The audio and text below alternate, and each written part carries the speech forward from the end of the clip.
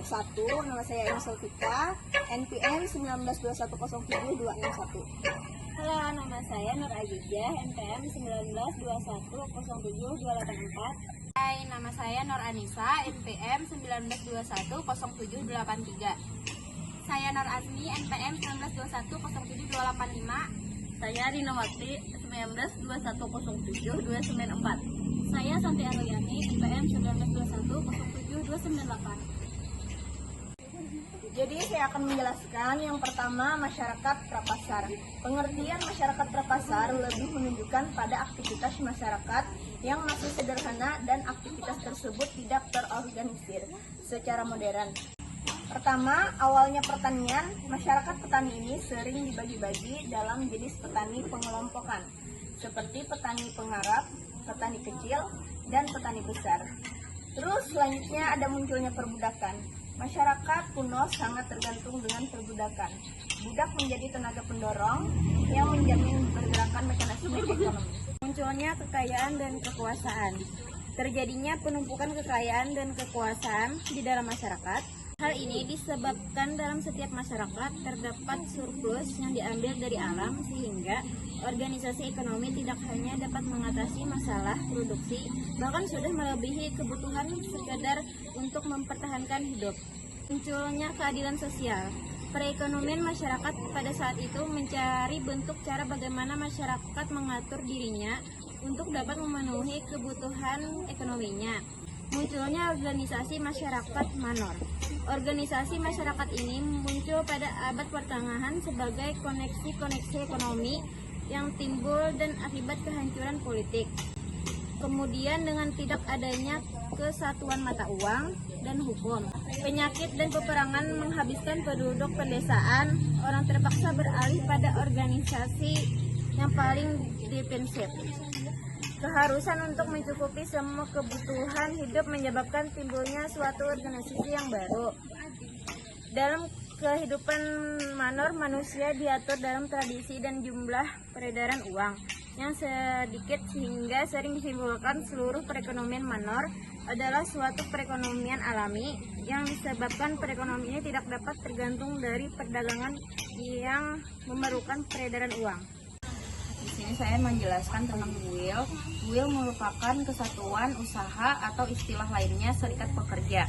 Seseorang tidak dapat berusaha kalau tidak menjadi anggota guild. Jadi, guild merupakan suatu serikat pekerja yang bersifat eksklusif. Masyarakat pasar. Pengertian masyarakat pasar cenderung menunjukkan adanya pola keteraturan dan transaksi dan ekonomi masyarakat yang lebih luas dan keterlibatan lembaga-lembaga modern. Adapun tahapan-tahapan terbentuknya pasar, pedagang keliling.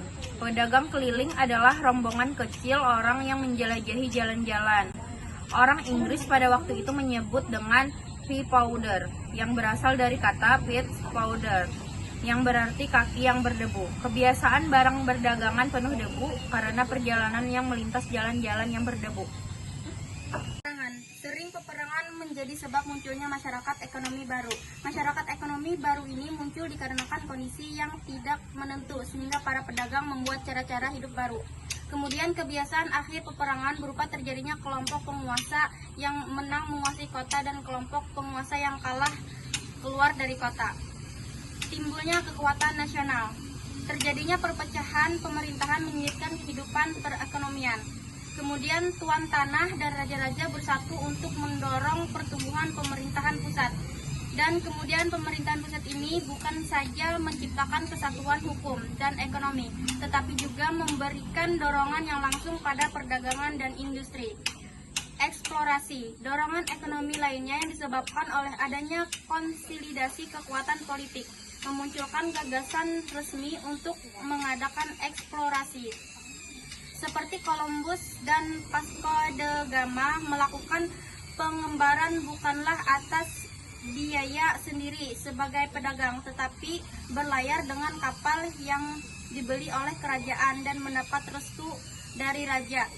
Kemudian pengembaraan ini mempunyai pengaruh yang sangat besar bagi kehidupan ekonomi. Suasana kehidupan beragama. Kemunculan ajaran Kelpen mengenai kegiatan-kegiatan mencari untung. Ajaran Kelpen adalah pandangan agama yang keras. Uang merembes ke desa-desa. dan pada saat bersamaan meningkatnya kesanggupan petani untuk membeli barang-barang yang dibuat di kota-kota. Dari kota-kota, uang merembes ke desa-desa dan pada saat bersamaan meningkatnya kesanggupan petani untuk membeli barang-barang yang dibuat di kota-kota. Pada saat yang bersamaan dalam usaha mendapatkan uang yang banyak untuk membeli berbagai macam barang, maka para tuan rumah lebih senang menerima sewa dan iuran-iuran dalam bentuk uang. Terbentuknya tenaga kerja, tanah, dan modal. Dengan semakin meluasnya ruang lingkup keuangan, menyebabkan munculnya suatu unsur penghidupan yang baru. Munculnya tenaga kerja mempunyai persamaan dengan dua unsur penghidupan ekonomi lainnya. Tanah merupakan satu segi kehidupan ekonomi yang dapat dibeli negara. Tanah dianggap sebagai sumber pemasukan uang dan harta warisan turun-temurun, sehingga dalam rangka menjaga dan memelihara dilakukanlah pemrograman oleh para aristokrat. Ladang-ladang dipagari untuk dibuat sebagai tempat pengembalaan domba. Pengembalaan domba ini dihubungkan dengan permintaan wol yang meningkat sebagai bahan bagi wol, sehingga pemeliharaan domba pada waktu itu sebagai usaha yang sangat menguntungkan. Munculnya proletariat pertanian. Bersamaan dengan munculnya proletariat pertanian ini, muncul pula proletariat perkotaan sebagai akibat berubahnya guild menjadi perusahaan modern. Sebagian diterbitkan perpindahan petani-petani untuk bertanah ke kota-kota. Situasi ini terarah dengan pernyataan pertambahan jumlah penduduk yang banyak sekaligus membanjiri pasar-pasar tenaga kerja. Selanjutnya, menurut Helborner, pada masyarakat yang mendahului masyarakat Arab terdapat pasar. Tapi dalam masyarakat ini kekuatan-kekuatan pasar tidak mempunyai peranan dalam mengatasi kesulitan-kesulitan ekonomi. Ada beberapa perubahan-perubahan yang dilakukan untuk mengubah masyarakat prapasar menjadi pasar sebagai berikut. 1.